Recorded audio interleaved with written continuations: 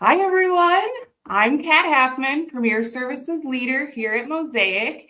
And today I'm joined by Krystyn Sadler, CEO of Mosaic Consulting Group. And together we're kicking off Women's History Month at Mosaic. And we're excited to share what we have planned throughout the entire month of March.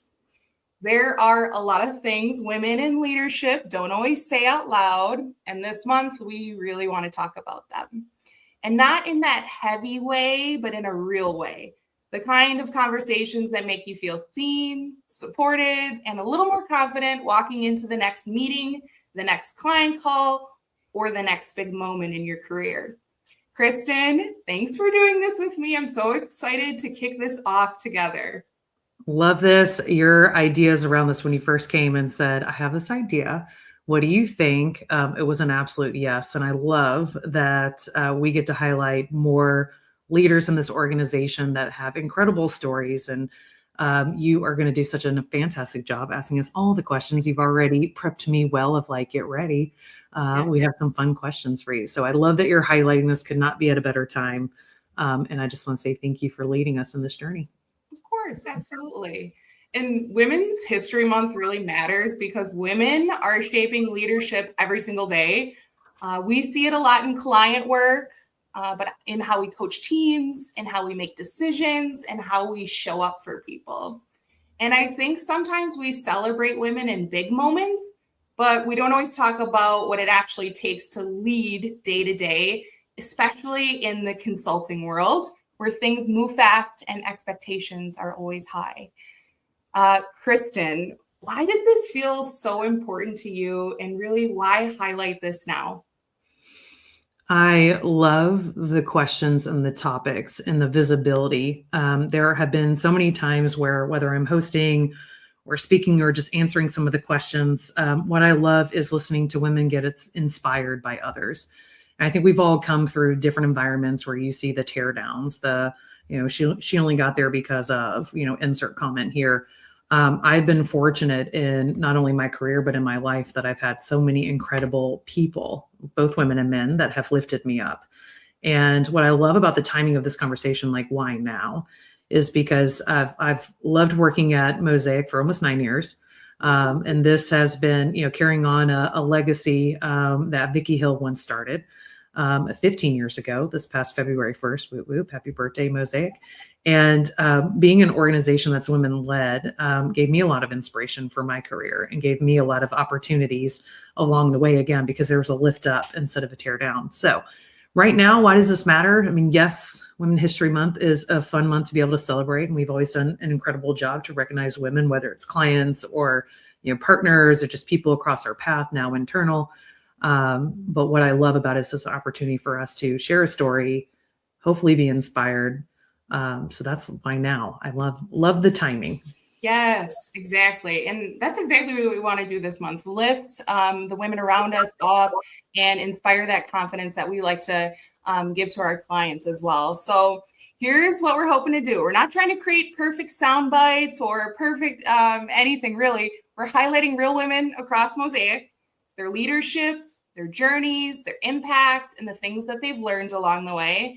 So I really want this to feel honest, encouraging, and truly Mosaic, because we have so many women here doing incredible work, and their stories truly deserve to be heard. So let's go there.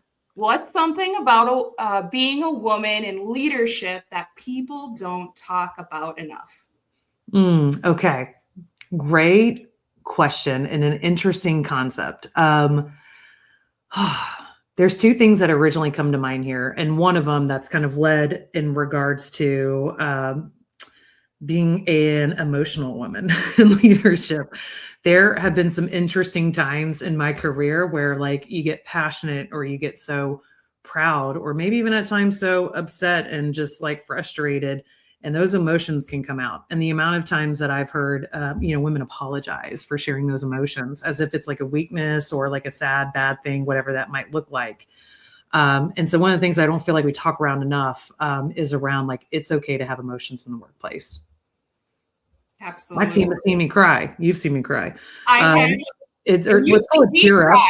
let's pull a tear up, right? It's not a full blown cry. We'll save that for later, but it's okay to have emotions. It's okay for your team to know that you're passionate. It's okay for your team to know that you feel like a normal human being feels. So I feel like that's one of those things where it's like, we don't talk about that enough. It's okay to show emotions, and you don't have to apologize for having emotions. Yes. The second is one I have talked about for a while with my executive coach. Mary's phenomenal. She's helped me through paradigm shifts. She challenges me. She kicks my butt monthly still. And when I was preparing for She Inspires, which was a women's event that I held right before UKG's conference, and when I talked about like sharing my journey with other women, I was talking to her about just the message I want to get across, and she challenged me once again. And that challenge was interesting because what she said is, Krystyn, what we don't talk about enough as women is trusting your instinct or trusting your gut. And that we second guess ourselves when maybe other counterparts wouldn't, and they would just have so much confidence with how they present something. And I really wanted to dig more into that of what does that mean to like just trust your gut and have the confidence to take the risk. And so that was the topic that I brought up back in November during She Inspires, and just really wanted for other women to hear my journey, reflect on their own, more importantly, and know that it's okay to trust your gut. Like your gut's there, your instincts are there for a reason. And you need to listen to it more and take the risk, right? Because you never know where that's going to take you. Say yes instead of telling yourself inside all the reasons why you should say no. So that's probably number 2. I realized you didn't ask for 2. you got 2 today. Both of those really resonate with me. They're so real. I've also felt that in moments of my career. Am I too emotional? Am I trusting my instincts in a way that's going to negatively impact me down the road? And of course, too, if you're watching this and you felt that, you're obviously not alone, right? A lot of the strongest leaders that I know, and it sounds like that Krystyn, have felt this at some point in their career. Speaking of careers, what's a moment in your career that shaped how you lead today? There have been many. I think the one that resonates the most with me and probably the most current is, what was it, 4 or 5 years ago? Feel like it was 5, let's call it 4 to 5 years ago. I was our VP of People and Culture Warrior. As you can see, that title has not changed. And what I remember the day very vividly, I got a phone call from Vicki, and Vicki said, I have a question for you. And it's something that I need you to like hear me out. And the question was, I have a family matter that I need to step away for a little bit. And I need for you to step up and step into something that I know you're ready for, but you may not realize that you're ready for. So she asked me to step into a president role. And as you can imagine, I was like, again, HR background. That's what I'm doing here. And I thought like, okay, you're a little crazy, aren't you? Like in a good way, in a fun way. And I was like, I don't know, Vicki, you for today, yes, but permanently, like, let's call this interim. And it's interesting because in that moment, I had always put myself in like this box of like, this is what you do and you do it really well. And I've worked really hard to craft that box. I've worked very hard to study and to research and put together my own strategy to put it in place in organizations, see if it works, get the feedback, make it better. Spent a lot of time in this. I loved this box. This was a beautiful box that I had helped create and I felt really comfortable in. And that day, I remember just thinking like, my answer is always going to be yes, because I'm going to show up for you when you need me, right? Or when you don't need me, I'm here. And in that moment, though, it was this conversation in my head, right, where I'm thinking, can I do this? Is this real life? Like, I'm an HR lady. What are we talking about? President of a whole organization. And she reflected back and just very quickly was like, okay, so here's what I see when I see you. What I see is somebody that's a really good executive coach, and that you're already having the conversations today that a CEO would have with her executives.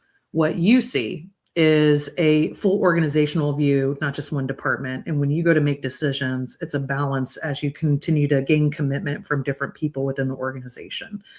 And what you do best is know that you don't have to be the best at what you do. You need to surround yourself with really smart people that are good at what they do, that can help make the bigger picture better, right? And so it was interesting because I was like, oh, okay, let's try this out. And so tried that out. And the way that it shaped my leadership was to realize that like the path that you create for yourself and the career that you think you're creating for yourself may actually be serving you for a different purpose. And if you find a way to say yes and just know that it's going to be really uncomfortable, and it has been ever since then, and it got me into, again, a different seat than I expected. But it's okay to be uncomfortable. And so I think it makes me a better leader. I think it makes the journey interesting. The amount of times I get the question, you went from HR to CEO. How did that happen? And I'm like, I can tell by the way you ask that if you think this is a good or a bad idea, but I don't care anymore if you think it's a good or a bad idea, right? What I love is being able to talk to other amazing human resource professionals who are like, and how did you get there? Right? Whether it's because it inspires them to think differently or just to even understand how HR supports the bigger nature of business, right? Yes. It's such a cool question to be able to go back and answer. So that day was a day of like, are you crazy? Like, and am I crazy not to just say yes? But it changed the way that I looked at how I led. And it wasn't just about being somewhat comfortable in a box, but being very uncomfortable with just finding ways to say yes to things. Yes, absolutely. I'm a big believer in that through our vulnerabilities, the things that we say yes to, that's where we truly find our strength. And I actually have a shirt that says that. I'll have to wear it sometime. But I love that because it ties so well with how we lead at Mosaic. You can be human, you can be learning, and you can still lead with that clarity and that ownership, regardless of, and we've talked about this, title, right? Responsibility. That's how we all show up. So I love hearing that kind of story. I loved being a part of your story too. I remember at our annual company event, Tesserae, I remember that moment where you both are on stage and that was an announcement to the whole company that was made. And from my seat, it's always just super rewarding to be able to see that kind of momentum and that belief in our people that drives and motivates us to do better and be better for our clients. So. Love that. Thank you, Kat, for hearing that. It was super sweet. I remember that moment well, too. It was so uncomfortable because everybody's staring at you. Yes, that's right. Yeah, like the center of attention. Yep, absolutely. I want to talk about why was it important for us to create space for these stories at Mosaic specifically? Yeah, I love the idea of that creating space. And when I think about like the legacy I want to leave is the legacy around creating space for more women to be at the table making decisions, right? And I love the balance that creates. And it truly is broader than even just women, right? Different diverse backgrounds and thought processes, like coming together and being able to make different decisions based off of different perspectives, I think is important, especially when you put on the fact, and again, this is the world we live in, the world I live in, like that's my client base, right? I don't just serve one type of person, I serve many. And it is a good perspective to think, like, I don't have all the answers. I only have my perspective to bring. Why creating the space is so important to me is around being able to share the story, but being able to do it in an authentic way. I think a lot of people look at a title and they just kind of expect a certain person to kind of fit that title. And I love that, again, we're creating space for there to be more stories. It's not about just the fact that I'm a CEO. It's about that we have incredible leaders here at this organization. And so my story is one story. There are so many more here of value. And if we create that space, be able to hear like, oh, wow, whether that person looks like me or they think like me or they've had a similar journey like me, now I get to see how they succeeded or what failures that they had and they learned from. That I'm able to be inspired to maybe choose a different path or to say yes to something different because we're creating this space. And what's incredible too is just when you listen to some of these stories of like, how do I get what I'm doing or what I overcame in my life to get here? I was just sharing this with one of my sons last night. Like there was a point in time between becoming president to CEO. Like I had 4 different people tell me there's no way you'll ever be a CEO. 4 in 2 years. It's actually even shorter of a period of that of when I heard that. And it's interesting because the when you hear that enough, right? And you hear their whys, which by the way, I didn't ask them. No. They thought it was their position to tell me this. And of course, in that moment, I was like, hold my Prosecco. Let me show you what I can do. Right. But as that being able to express to my son, like you'll have a time when somebody tells you you can't do something. Yep. What's the self-narrative that you're telling yourself? Because if you're saying you can't do it, you're never going to be able to do it. But if you say, hold on a second, I determine my future, you are going to be as successful as you ever could be in your life. So why create the space now and be able to tell the stories? Because somebody out there, just one, needs to hear that, like, maybe I can do that too. And yes, Yeah. it's going to be hard work. The work of leadership is hard, period. And if Yep. it's not hard, then you're probably doing it wrong.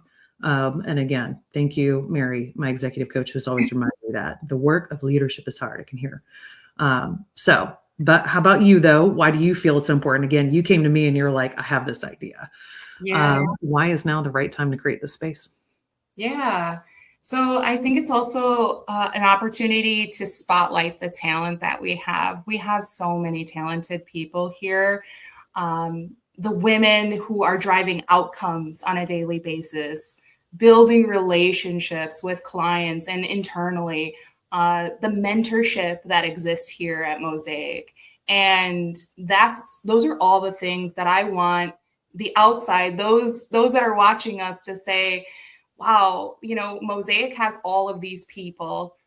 And again, if it reaches one person, like, our job is done in my mind, right? Highlighting the women, showcasing their talent, and just learning and growing together is really why I think it's so important right now. Love it. Love it. Love it. So here's what we have coming throughout March. We'll be sharing weekly spotlights featuring women across Mosaic leadership.